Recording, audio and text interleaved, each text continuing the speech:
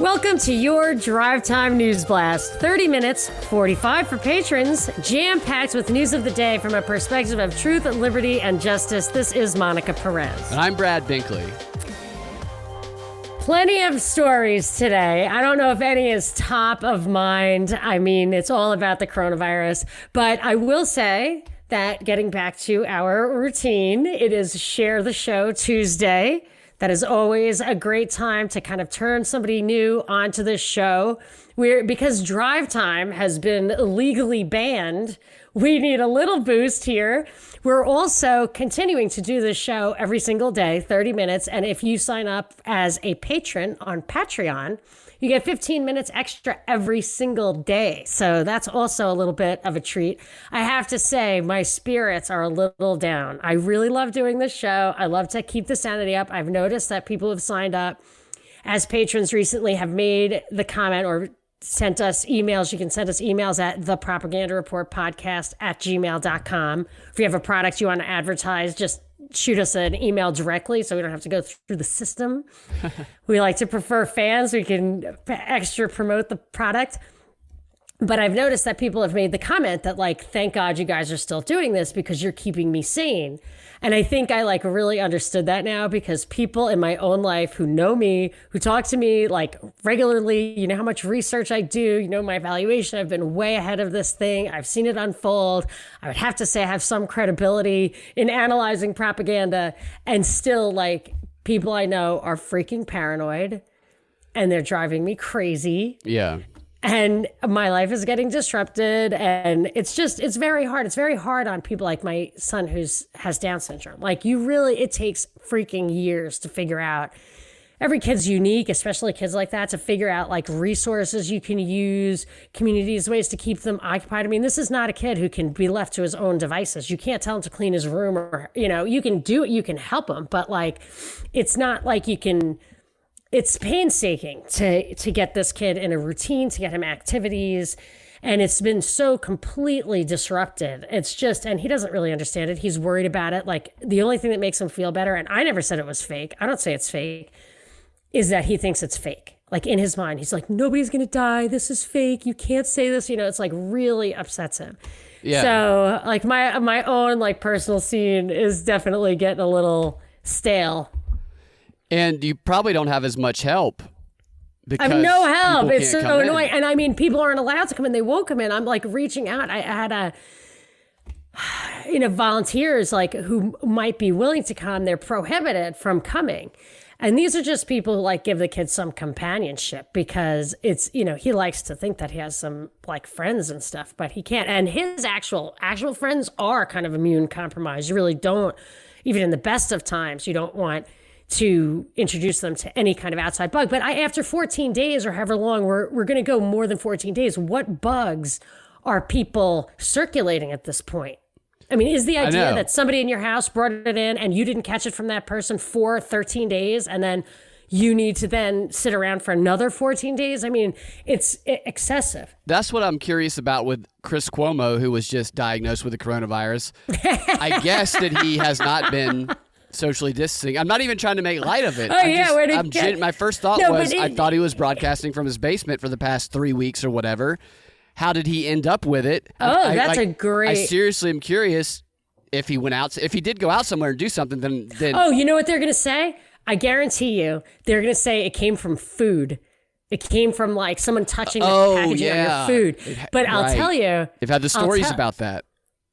There are stories about that. There's been stories warning about packages coming from Amazon. Because that's what my husband said. He said, that's how you're going to keep getting it. And I'm like, how these kind of things work, stuff that transmits aerosol, there's viruses, bugs, whatever, don't have multiple means of transmission. There's blood contact, there's body fluid contact, there's the stuff that's exasperated or aspirated that you breathe into people's faces. That's why you have that 6 foot thing. It's a very, very distant second that you would touch something, and it has to be very quickly that the thing can actually give you a respiratory illness from a package that you touched that somebody else touched. I mean, it's really, really, it is not going to start like a resurgence like that, but they're going to say it because that'll cut down on like getting food delivery and stuff. Whatever they're doing, they're ready to level up. They're going to say stuff like that. But the whole Chris Cuomo thing, like, still makes me laugh because the day I remember discovering, this is somebody who grew up in New York when his father was the governor. Now his brother's the governor. And he's the guy who's keeping an eye on the government.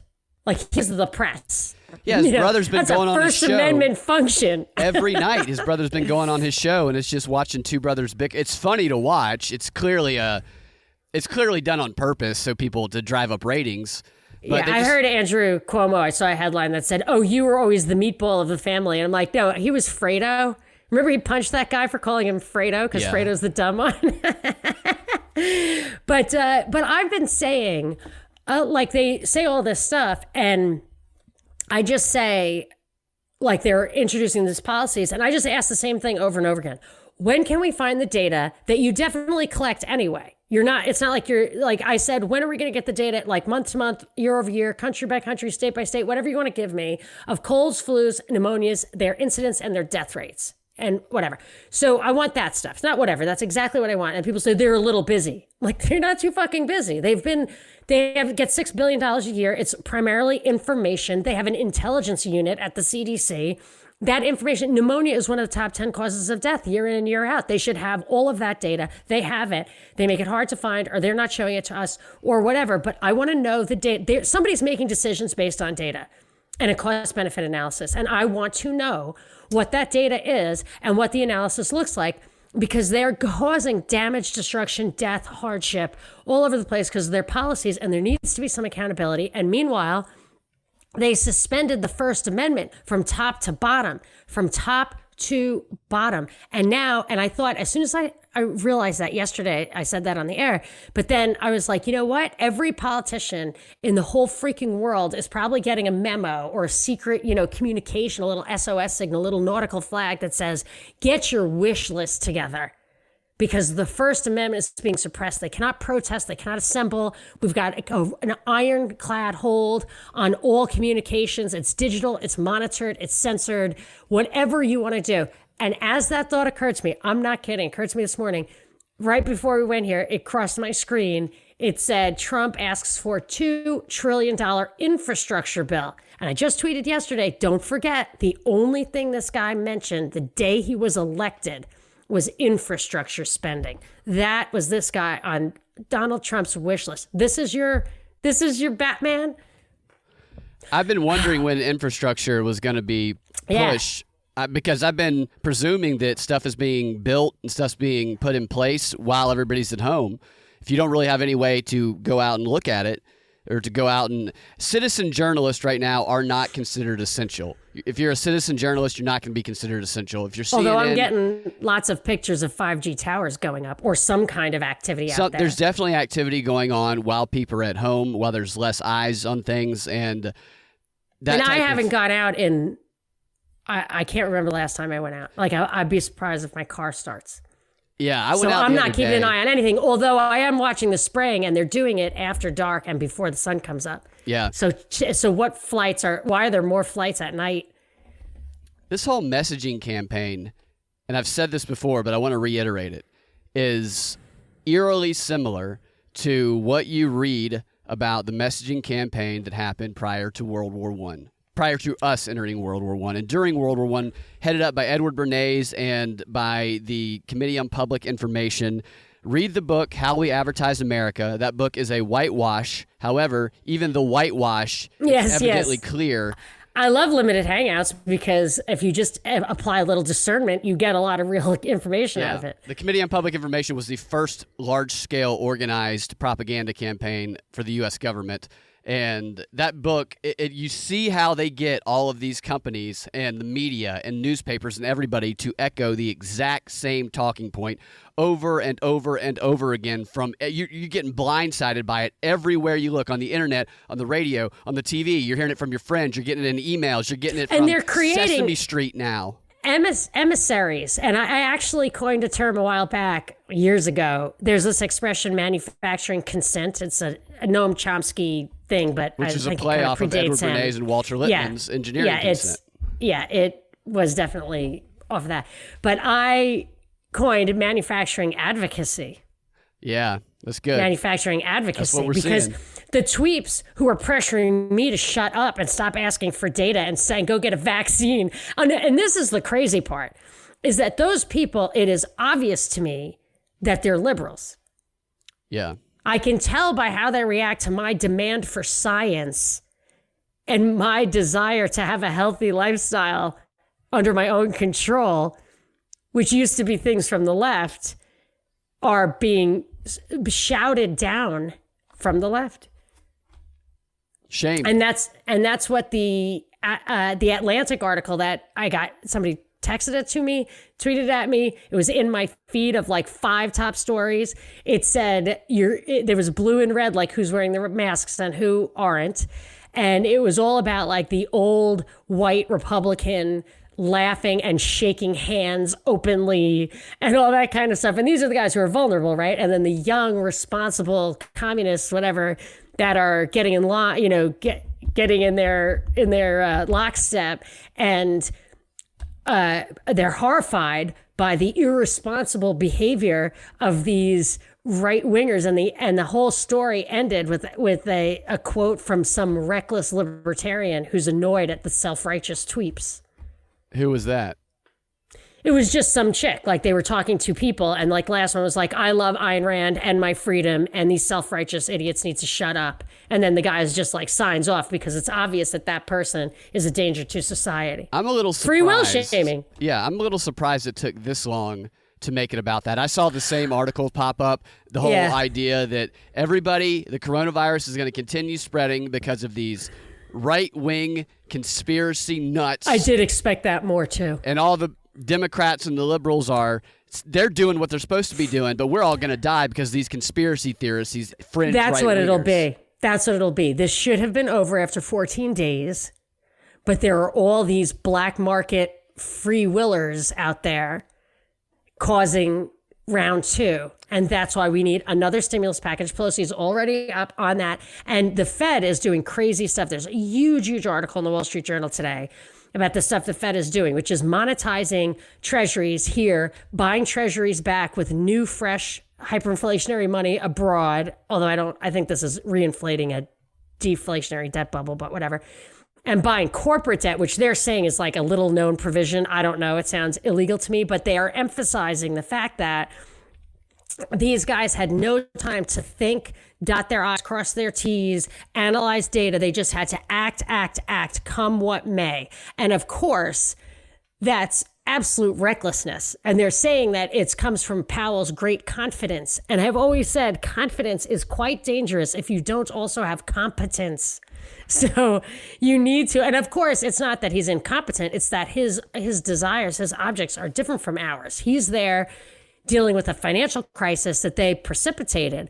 But in the Wall Street Journal, it says, well, we put the markets into the equivalent of a medically induced coma, as if this is all like a medical. And they talk about the market seizing up and all this stuff. They didn't seize up. This was not spontaneous. This was policy driven. The virus itself did not cause the problem in the market. It was the policies, the fear of policies, all of that. The announcements, you can see it. Yeah, nobody's working anymore.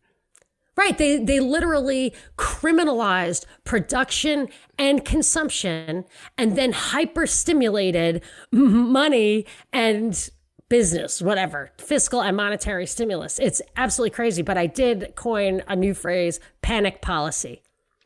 Panic policy, because that's how stuff's done now. It's like everything is a black swan event. Everything is a red flag law in response to a specific mass shooting. Everything is anecdotally driven. And the data that we're being offered is stuff like scare videos. The one that Dean tweeted us was at CBS News put this scare video up of like these overcrowded hospitals in New York. Oh, the ones that were pictures from somewhere else? Yeah, Italy. Yeah, I did see that. Oh, yeah. Okay. Well, that's what he sent us. Pictures from Italy. Yeah. Yeah, I wouldn't say it's wrong. I said that's exactly what they intended to do. And I want to know what's going on in that little town in Italy. Come on. Well, I have a couple interesting questions that I saw raised in an article written by a woman from South Korea, and I will tell you about them right after this. With no sports to watch or games to bet on, the presidential election is the only competition still running. I checked with MyBookie, and they're taking action on the outcome. Right now, it looks like it's going to be Trump versus Biden. However, if you take a shot on Bernie Sanders getting the nomination, $100 will win you $800. MyBookie has odds on everything political. From what they're going to say in the debates to the next terrorist to be captured, MyBookie.com has it all. Join now and start winning huge today. Visit MyBookie.ag, that's MyBookie.ag, and use the promo code BINKLEY, BINKLEY, all caps, for a 50% deposit bonus. At MyBookie, you can bet on anything. All right, so there's this woman named Victoria Kim, a writer for Star Magazine, and she wrote an article that was about whether or not, when this is over, are we going to go back to being social and interactive with people, human touch, or is this going to just expedite a theme, a trend that's already happening, and that's social isolation, falling into the digital world, not needing human touch? And she raises a good question. Here's what she says. It's a grand social experiment of unprecedented scale. When we emerge from weeks or months of distancing from one another, will we crave and relish human contact or realize how comfortably we can live without it? What will that do to us? I think that's an interesting, are people going to rush back out to go party, and is there going to be a kind of a baby boom after the coronavirus, maybe one during as well? But there should definitely be one during. Is there going to be one? I would say, I think it depends where. The reason that she's asking is because she's talking about in her country, where she's from, South Korea, that the trend for a long time has been to socially isolate yourself, to wear that's what masks germophobia will do on a to daily you. basis. They even have products they create around social isolation. That this has been happening for years, she says, and she's seeing that trend happen around the world, and she's wondering if this crisis is going to expedite that process in America as well, where everybody just goes into their corners and we just fully integrate into this digital Borg. Well, I guess I would say two things. One is, how much do they really understand human nature? Obviously, they've been doing this as experiments and see how people respond for a long time. It does vary from culture to culture, although I do not believe cultures are race-based. I think they're learned and can be changed and manipulated. I mean, or maybe they have genetic elements to it, which is why Mao killing like 100 million people literally changed the culture. The Cultural Revolution happened not only because he changed all the policies, but because he killed all the people who would have resisted, which can have a genetic element to it. I think the Hungarian Revolution was that, the Shia uprising was that too. People came out, identified themselves, and got slaughtered. So you can change cultures, and they can maybe veer towards that. This might be a little too dramatic for Americans, although we have technology, I would say, does do that, and we can do it that way. But I also wonder how much real control. I mean, I've frequently gotten the criticism that I overestimate the control that they have, that the quote, they have. Now, I maybe I need to separate this out. They have total control over the propaganda. They will kill you if you don't stop, if you're too influential and you don't follow the script propaganda wise. I mean, I think Anthony Bourdain is an example of that, and possibly Joan Rivers. But and then you get Cheryl Atkinson, or what I did, which is fine with me. Like, I don't care. Take me down. I'm not changing the world anyway. But when I see this financial crisis, so they precipitated this financial crisis because it was coming, and they wanted to control how it unrolled, but they couldn't really control that it didn't exist. I don't think they wanted. I mean, you could argue that they did, but I don't think they really wanted that. I think that this is such a complex system. And that debt crisis and stuff that came out of the European experiment, I think it came out of that, like the Eurobonds. It's just a mess. And I don't think they could control that, but they want to continue to control the political hierarchy. So they're doing this and they can do it by controlling the message. But I think that's a sign that they actually do not have total control over this, like the system that's so complex. It's like the Kaczynski book I'm reading. Like at a certain point, technology not only disconnects us from our kids, but it disconnects the technocracy from the control of the society going forward. I think that the financial markets, the derivative markets and stuff might be so complex. First of all, that only machines can run it. That is true. And Kaczynski anticipated that. But it might be that they can't even control where it goes. Yeah, I think that they do have you're right. They definitely have control over the propaganda mechanism, but I don't think there's a way to completely control everything. I think it gets beyond. Like human nature, culture. Yeah, right. But they can really control culture with the technology, with the propaganda. People think, I think policy and propaganda has an impact on culture. People will say the opposite. Oh, no, it's a pull. I think Breaking Bad is a perfect example that it's a push, not a pull. HBO wouldn't pick up Breaking Bad because there wasn't enough sex in it. So it went to AMC and it had no sex in it. And it was the greatest ranked TV show in history. I didn't know that's why they didn't pick it up. Yeah, that's their stated reason of why they did not pick it up. And they always say people want sex, but that just proves that they force people to see the sex and the violence. All those shows are just unbearably. I have to quit watching it sometimes. They want Walter White showing his backside. I don't think they wanted Walter White showing anything. I think they just want stuff that has sex in it. If it doesn't lend itself to sex, it's not, or violence. Well, that would explain Westworld. Yeah, exactly. That's the message they want to send. And I'm just saying they act like culture is a pull, but it's not. I don't think it is. I think it's a push. Yeah, I think another question that is starting to be raised, and people are getting restless. Some people are staying at home. I mean, most people are staying at home like they're being told to. A lot of people are getting restless about it, and it's going to reach a point where they aren't going to do it anymore. Like you said, how long do you have to stay at home to not get the virus? Of course, they'll blame that on the few people that go out and do something. They'll say it's your fault, it's continuing to spread. But eventually, the question has to be raised is, are there going to be riots? Hold on. There's a few things from that. One thing that they'll do then is start cutting back on essential services or take out food. They're going to say there is still some contact. They're already talking about shutting down 911 centers. I've heard stuff about electricity, water. I just feel like they're going to say, hey, there's still human beings showing up, interacting. So that'll be phase 2 still where they people touching their faces. Yes, they still touch their faces. They don't touch your face. But so would there be riots? They could start food shortages. They wanted the riots. Event 201 wanted the riots. So don't think that it's not part of the plan. Yeah. And Whole Foods has this strike brewing where the workers want to continue to be paid. So you could have a multifold thing going on there where it starts interrupting the food supply, which would have if this is even just a social experiment, that would be interesting for them. But Whole Foods, which is owned by Amazon, the evil empire, one of several, the evil, I don't know what you call a joint empire, an oligopoly, whatever. But the margins in grocery stores are notoriously low. I don't know if they're different now, but I used to do some bankruptcy restructuring, it was called, and when I was a high-yield banker. And then when high-yield bonds start going south and the economy goes down, you have to restructure them. So you're kind of a de facto bankruptcy banker a little bit.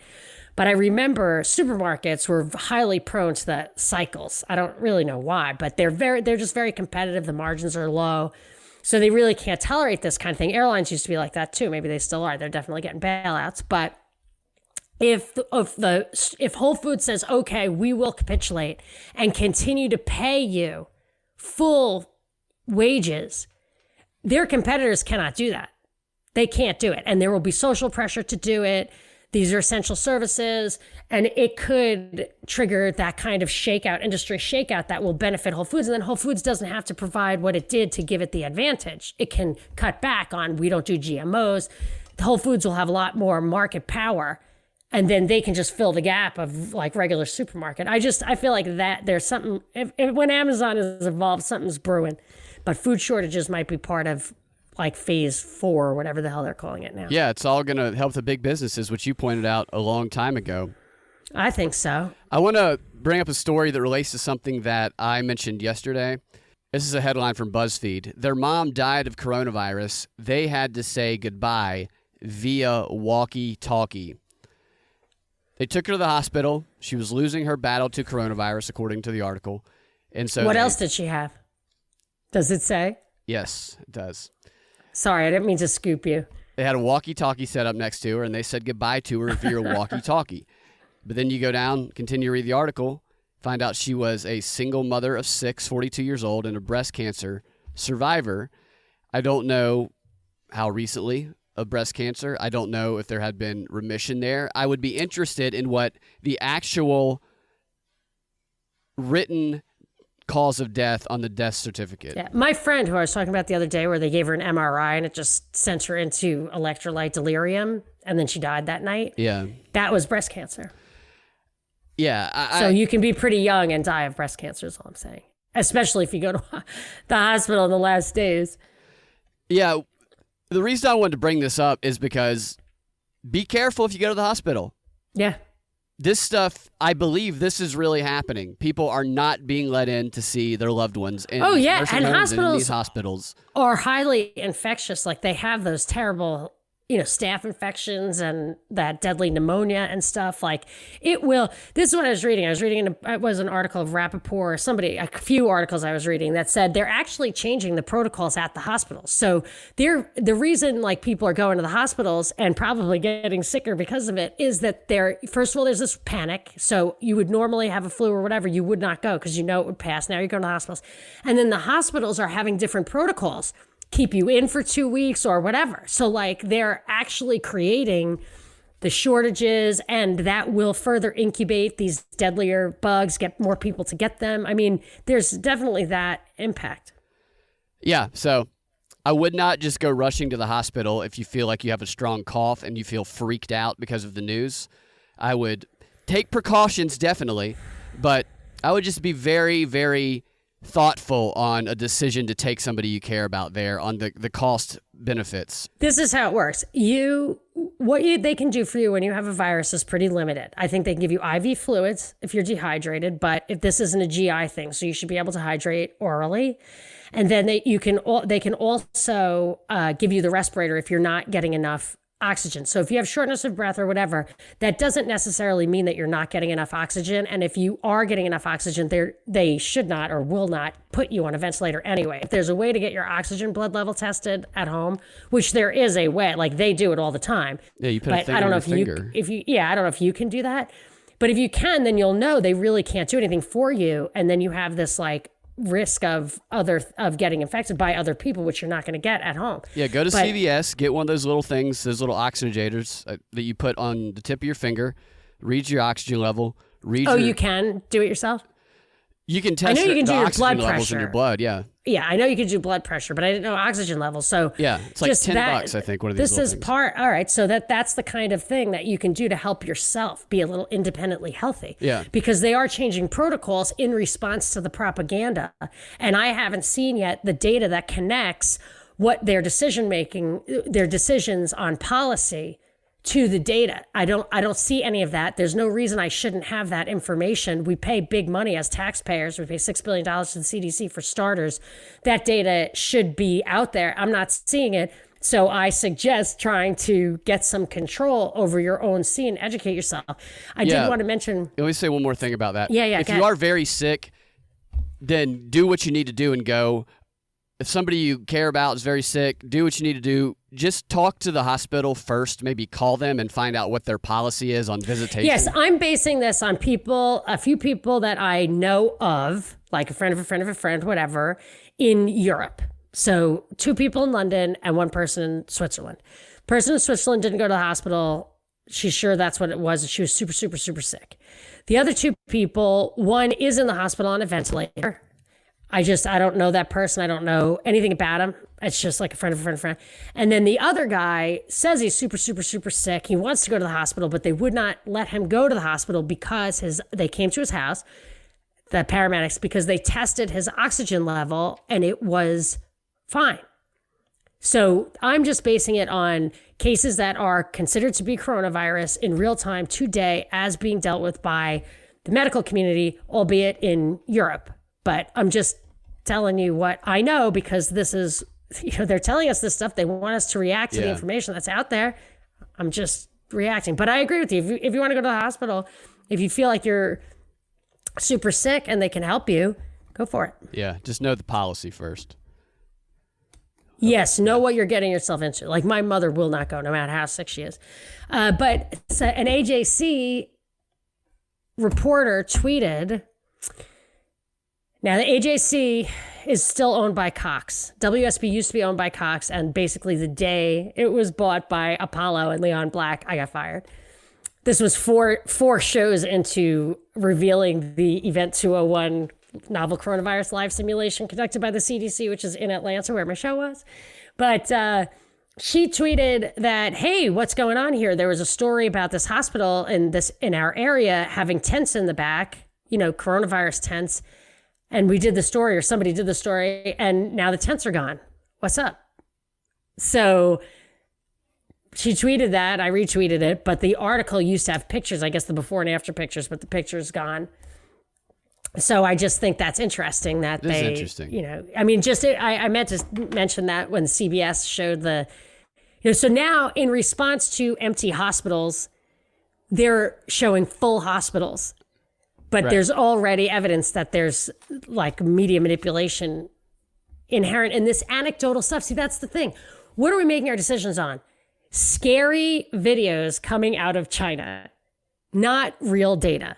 So we've got lots more to talk about. We've got lots more to talk about in the Patron 15. Yes, so Patron 15. Let's keep it going, and maybe we'll try to add. You know what? Let's have some fun with it. Let's talk about Sesame Street. Okay, great. I do want to quickly point out that there is an FBI alert today about Zoom bombing, something we talked about a week and a half ago. So. Oh, we might do the Zoom thing for patrons. Let's talk about that too. You guys can find your Drive Time News Blast every weekday afternoon at 4 p.m. or around 4 p.m. at thepropreport.com. We're still adjusting the times with the extra content. And if you want to get access to some of that extra content, which we post every day that we post a Drive Time News Blast, you can become a Patreon. A patron. Patron. A patron. Like a patron saint. There are patron saints. You can become a patron saint of the Propaganda Report for perfect. Just $5 a month to get access to that extra 15 minutes of DNB. And some other fun stuff. We're working on it. And we will talk to you guys tomorrow.